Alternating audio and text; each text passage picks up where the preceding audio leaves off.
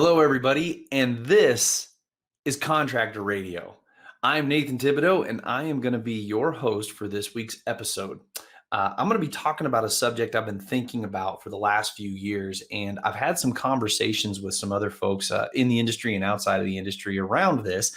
And I've actually had some people ask me when I was going to do a podcast about it. And so, kind of excited about it. It's a really interesting topic. I think that most of us will be able to relate to it. Hopefully, it'll be thought provoking. It'll be maybe inspiring a little bit. It might poke you just a little bit. But at the end of the day, our hope is that it will be helpful to you in your own development of yourself and of your business and of the people around you. So before we jump into that content, though, we're going to hear a word from our sponsors. So let's go. Hi, I'm Ricky Harmon with Balance Claims. I'm here in the Balance Claims office to help answer one of the questions I hear all the time. Why use Balance Claims? Well, I have two of the account managers here, Travis Croft and Emily Caldwell, to answer just that. Contractors should use us because we have experts on site that are well-versed in Xactimate, able to write our estimates and make sure that your claims have everything accounted for, making sure that you're paid out correctly. Contractors should use Balance Claims because we are hassle-free. You have the time to focus on the homeowners and the sales for these roofs while we focus on the insurance claims for you.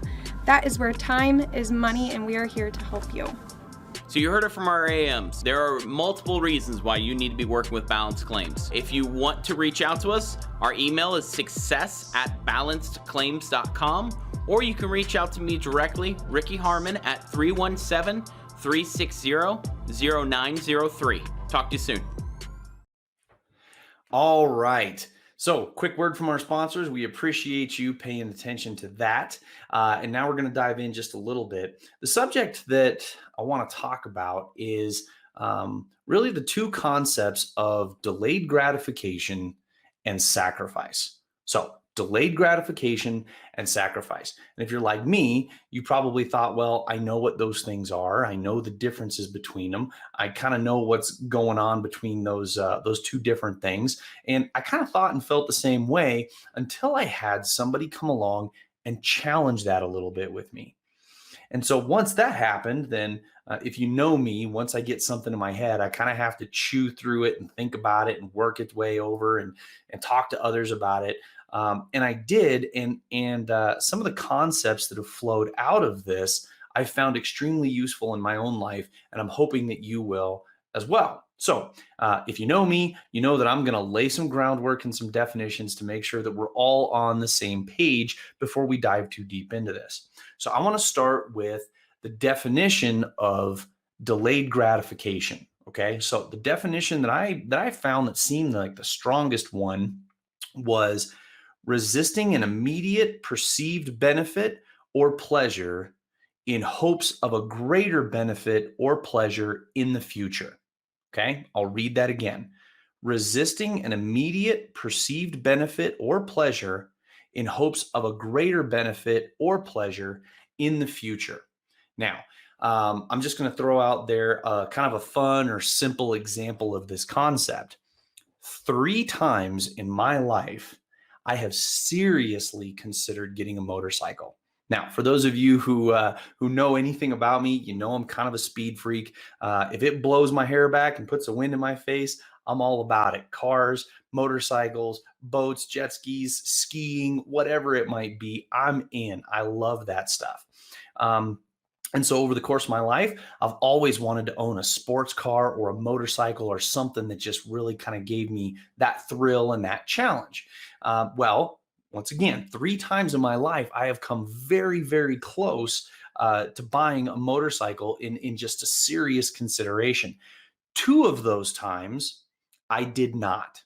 I elected to or made the decision that I wasn't going to buy a motorcycle at the time. I could buy a motorcycle. I had the ability, okay? But at the time, I just decided based on money and circumstances and time that I had available that I wasn't going to do it at that moment. I was delaying that gratification. Right now is the 3rd time, and the word's still out on whether or not I go that direction. So I'll keep you guys posted on that. And so the idea here is we're not giving up on a concept or a thing. we're still hoping to get a motorcycle, or we're still hoping to build a home, or we're still hoping and expecting and desiring to take that vacation, or invest in that thing, build a different business, whatever it might be. Delayed gratification is the idea that we're not giving up on that. We're simply setting it aside for the future in hopes that we come across maybe a little bit better time, or that thing might be a little wiser decision. Some of you might be saying buying a motorcycle is never a wise decision, and you might be right about that. We'll see. The second thing I want to talk about is the definition around sacrifice. Okay, the definition around sacrifice. Now, when I looked up the definition, I was immediately bombarded with the execution of an animal or a human being to a deity. That's not exactly what we're talking about. So I think it was the third definition that kind of applies to the content that we're talking about today, which was this: sacrifice being the destruction or surrender of something for the sake of something else. I'll read that again. The destruction or surrender of something for the sake of something else. I'll use a very simplistic analogy for the concept of sacrifice. Let's just say you love peanuts. You love peanuts. You like peanuts in the shell. You like them out of the shell. If you're my man, Chris Russ, you love boiled peanuts, which I've never had before. You like peanut butter. You like peanuts and chocolate, or peanut butter and chocolate, all the different components. You're a big fan of peanuts. Well, there happen to be some people in this world who have a massive allergic reaction to peanuts. So much so that they can't eat them, they can't smell them, they can't have peanut oil, dust, or residue of any kind come in contact with them, because it's very dangerous for them. They'll have a very severe reaction to peanuts. Well, if you happen to have a loved one, a significant other, or a child, or somebody that you come in contact with on a daily basis who has that peanut allergy, you're probably more than likely going to sacrifice your love of peanuts. You're probably going to surrender your love of peanuts because of or for this other person, because you don't want to put them in danger, right? And in doing so, you're not really holding out hope to eat peanuts in the future. You're not expecting that that's going to happen, or that you're going to enjoy peanuts more at some time down the road. You're simply saying, I'm fine with not enjoying peanuts in my life because of this other circumstance or this person, right? Another good example of sacrifice, I think, really comes down to parents. When parents have children, they sacrifice an enormous amount of time and resources and energy that most parents don't necessarily expect to get back. They don't expect to get that back. They love their children. They're going to pour these things into their children without the expectation of getting those things in return. And they're sacrificing, most of the time willingly, for their kids. Some parents even sacrifice their careers or opportunities for their children. So the overall point being that sacrifice is to not expect to get whatever that thing is you're sacrificing back. You're letting it go. The destruction of or surrender of that thing. Excuse me. Now, there's some key components when I started thinking about these two concepts that are like, they're little nuances to these ideas. And there's some qualifiers to delayed gratification and sacrifice. One of those things would be that because the future is not guaranteed, and nor do we know it, right? So we don't know the future, and the future is not guaranteed. We might find ourselves sacrificing something that we thought we were delaying. So I'll say that again. Because we don't know the future, and the future is not guaranteed, we could find ourselves sacrificing something that we thought we were delaying. Now, you've heard the old adage before, one in the hand is worth two in the bush, right? And the idea behind that really is that we've got something that's guaranteed here and now, right? Now, there's a potential that we could have two of these things if we let go of this and seek after those two, but there is the risk that we could wind up completely empty-handed, right? There's some wisdom in that. In this particular case, that little parable is saying you need to be careful if you've got something guaranteed that you be careful about sacrificing or losing that thing to go after more and find yourself with nothing. Okay. Now, the reason behind this is that circumstances change, things change and things shift. So if we go back to my motorcycle analogy, okay, as of right now, I'm blessed that I'm physically healthy and I have full motor control of my legs and my hands and my arms and my mind and my eyesight, and everything is still clicking along pretty well. So my ability to enjoy a motorcycle right now is probably just as good and possibly better than it was when I was younger.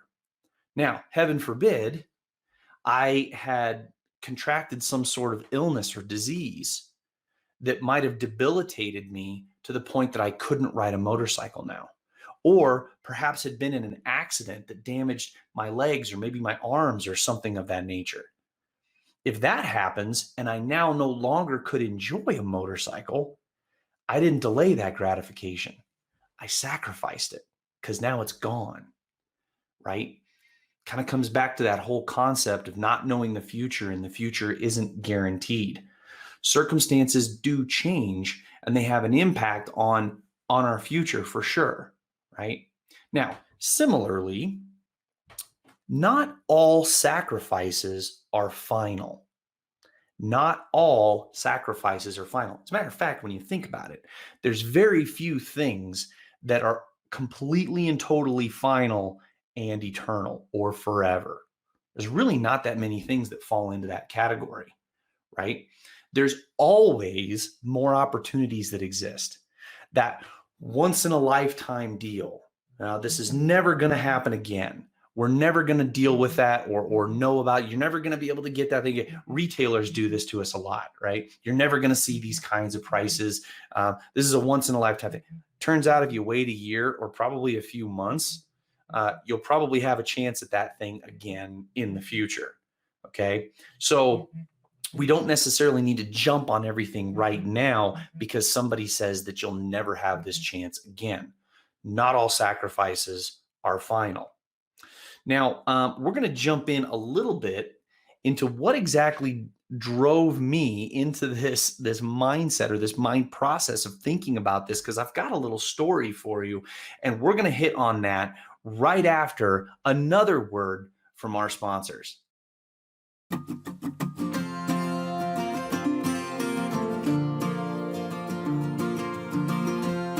It's most important to have a strategic partner, and that's the way that I look at Atlas. They're my strategic partner. You start breaking it all down and you look at the product and you look at your company and what you're trying to deliver to somebody, and Atlas right now is pushing that best product by far. We feel like it's the best product out on the market. It's a no-brainer when it's time to sell. The shingle actually sells itself. I've been incredibly impressed, actually. They have the best warranties. They can guarantee no streaking. They guarantee longer lasting seals.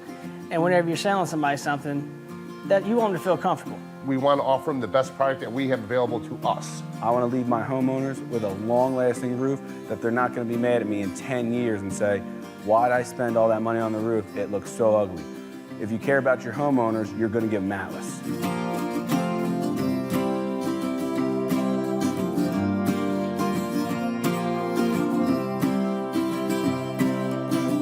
Atlas is a great partner for customer service. We have any issues, we do have Mike come out immediately and address those. If we have any warranty claims, they back us up, and they're very supportive of what we do and how we do it. Atlas takes care of me. They want to make sure that I'm happy with the products I'm putting on, the literature that I'm getting, the questions that I have. We never had support from the other companies, none. I like my partnership with Atlas. I feel like I'm not a commodity. They make me feel like your opinion matters. They kind of treat us like family. We started with Atlas and we won't change Atlas. Our relationship will be forever.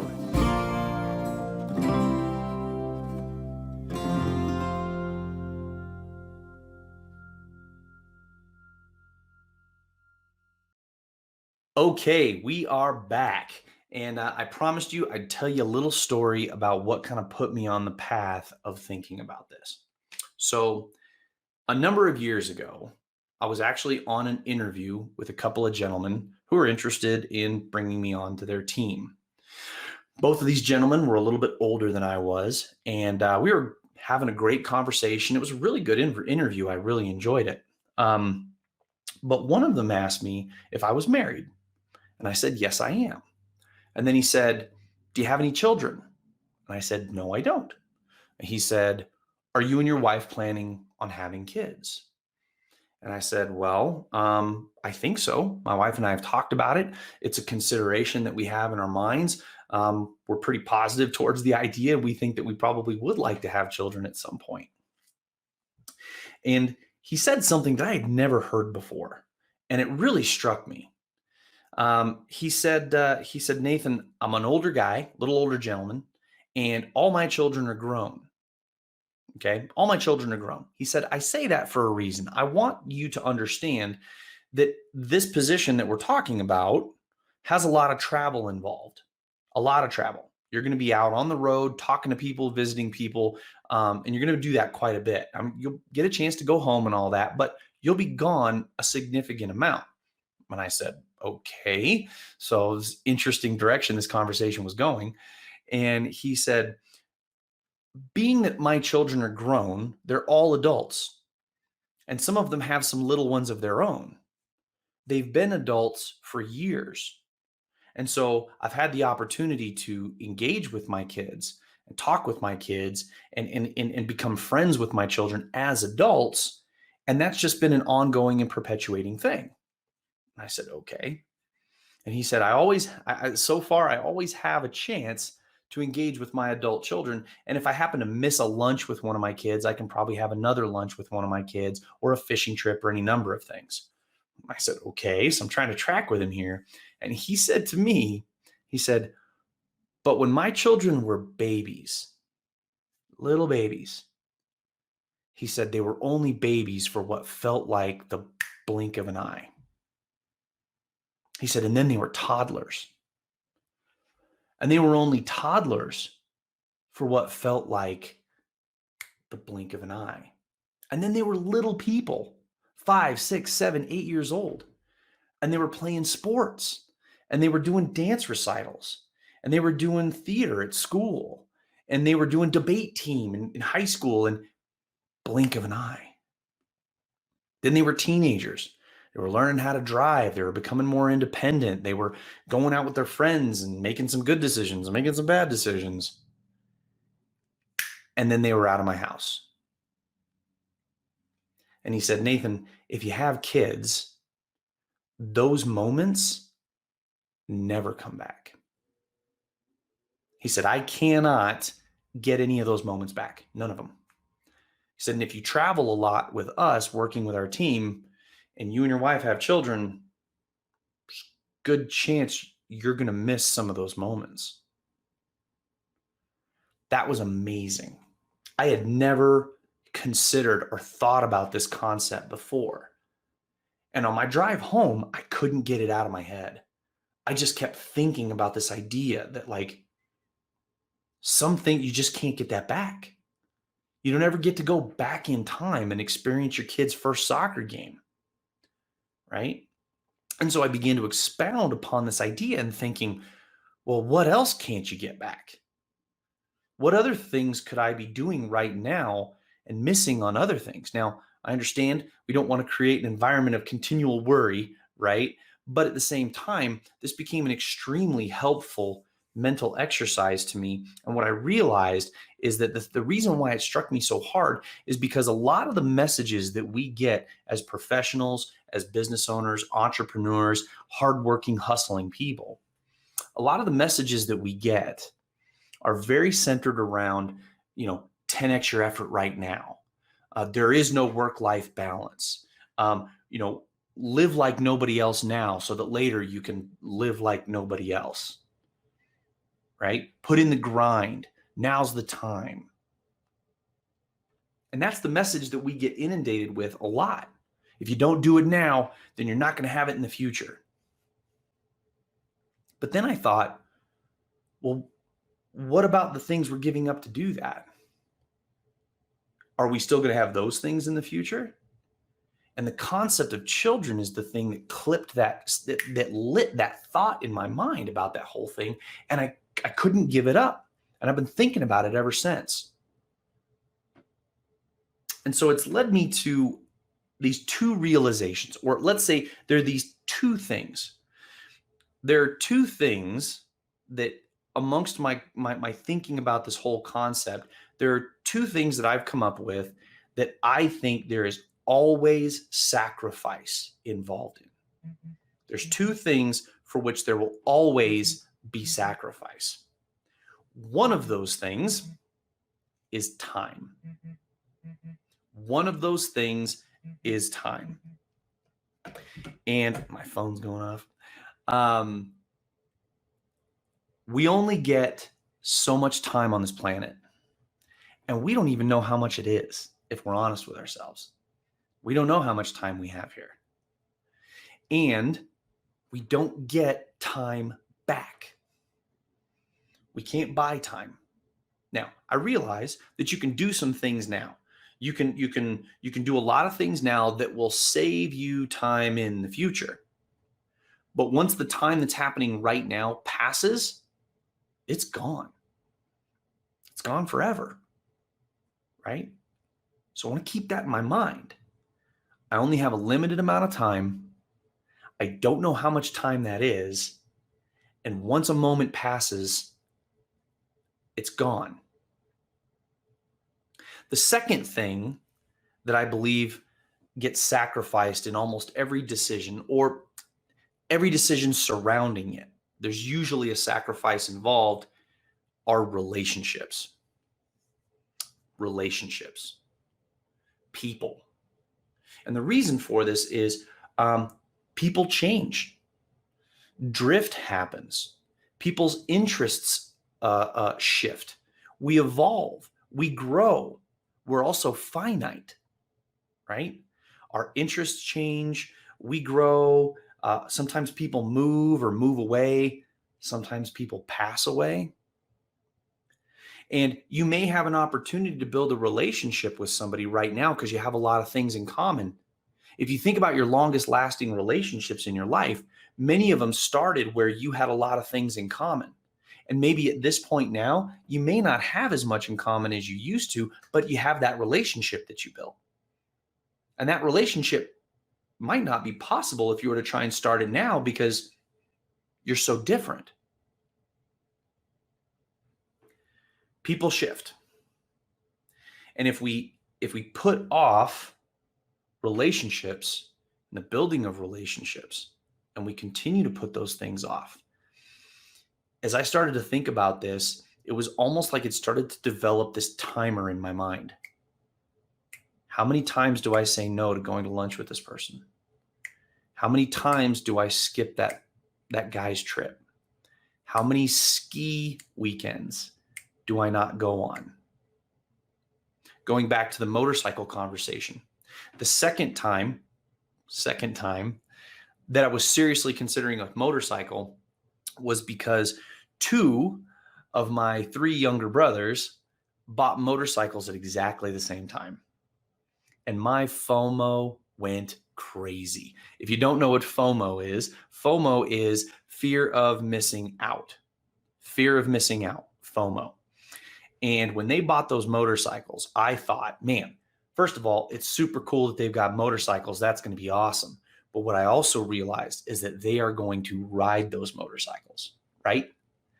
They're going to take trips. They're going to cruise around town. They're going to go to places, meet people, see things, and enjoy adventures together because they have those motorcycles and they're going to go do that. And right now, because I forwent having a motorcycle at that time, I missed those things. Those moments that they had when they were on their motorcycle adventures together, I will never have a chance to participate in those. They're gone. So even though I delayed the gratification to get a motorcycle and I can still enjoy one now, the moments that happened at that time, those were sacrificed. It's not all bad, right? And I certainly don't want to dwell on that negativity, but I should realize the impact that has on my decisions. So the 2 things that are almost always sacrificed when it comes to these kinds of decisions, whether we can do this thing or not do that thing, time and relationships. If you put off certain relationships, you might find out that by the time you've arrived at a place where you feel like you can engage in that relationship, that other person might not be interested anymore, or they might not be around. Some heavy things to think about. That's why I've been thinking about them for so long. So this led me to a few questions. One of the questions was, how do I know what is delayed gratification and what is sacrifice? How do I know what is delayed gratification and what is sacrifice? The second question it led me to was, well, what should I delay? What things should I put off? And then obviously the third one, what things should I sacrifice? Right? Well, in answer to the first question, how do I know what is a sacrifice and what is a delayed gratification? I think it really comes down to that permanence question that we talked about before.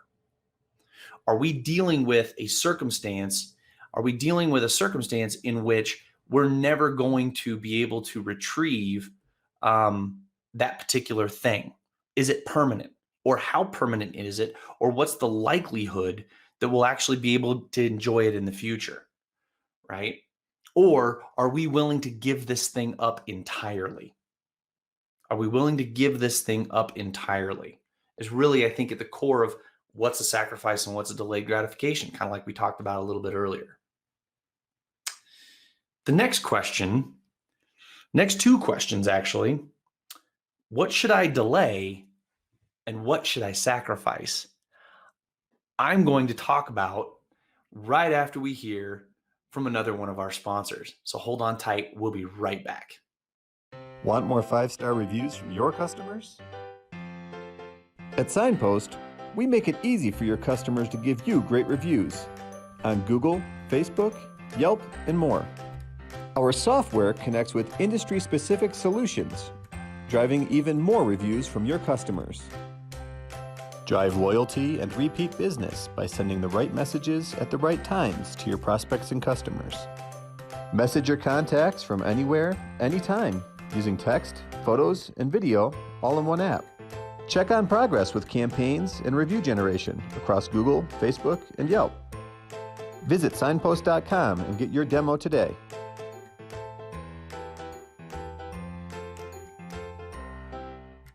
Okay, we're back with this episode of Contractor Radio. Thanks for hanging on. We're going to kind of dive into, I think, really what was the core of this when I started thinking so seriously about delayed gratification and sacrifice. The last two questions that we were discussing were, what should I delay and what should I sacrifice? Now, this is really a secret that's not such a secret. The answer to this is a secret that's not such a secret. And that is that your values always drive your motivations and the decisions that you make. Your values will always drive your motivations and the decisions that you make.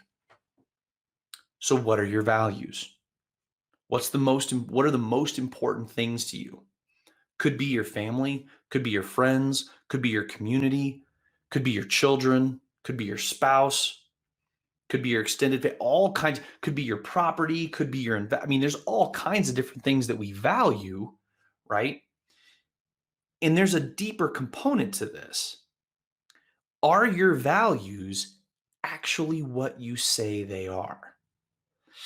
So this is where we get a little pokey, right? We start getting a little pokey in this concept. When we claim that we're really trying to build the best life for our family, is that really the case? Do your kids really care if they're riding around in a brand new Escalade?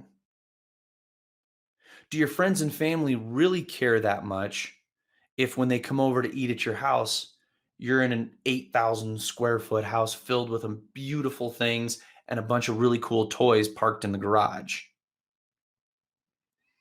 Does your greater community really care about how expensive or how nice your clothes are? do these other places and people who we claim are valuable to us, do they care about these things? Or do we care about those things? This is not a judgment or an indictment against anybody else. As a matter of fact, it's as much an indictment against me as it would be anybody else. I've certainly caught myself making decisions that I couched or maybe hid underneath a claimed value. But the reality was I was actually after something else. Do we make decisions on delayed gratification or sacrifice because we're actually after a particular status? Or because we kind of want to be a big deal? I've seen this happen before. Somebody gives a really grand amount of money to help out an organization, and then they get their name on the building. Not that that's a bad thing. Once again, not judging anybody. Are our values truly what they say they are? Because I can tell you this.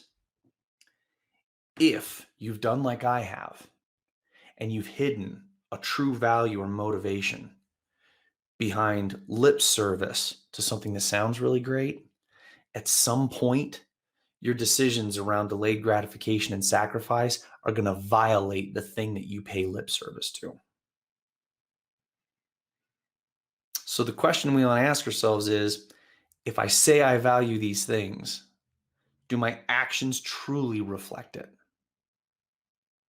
If I say I value the things that I do my actions truly reflect that I value those things based on what I delay gratification around and what I sacrifice? I really hope that you guys have gotten something out of this podcast. And I know that's ending on something of a heavy note, but take heart, right? We are designed and we are able to help other people, and we can walk down a path of self-discovery to understand what things we really truly should be focusing on. And so I hope that these things have spurred some conversation with you and a loved one, or maybe your own internal dialogue. I hope that they have an impact on your decisions like they have with mine. I know they certainly have with me. I think about these things in a totally different way after having really worked my way through this. And I hope that you guys really find some powerful benefit from this. So that's this week's episode of Contractor Radio. Hope you guys enjoyed it. Hope you got something out of it. Be sure to check out our sponsors online that you heard commercials from today and give them a little bit of love. And if you're ever looking to get in contact with me or anybody else at Contractor Radio or at Contractor Coach Pro, be sure to check us out on Instagram, Facebook, LinkedIn, or at our website, contractorcoachpro.com. And we will see you next week.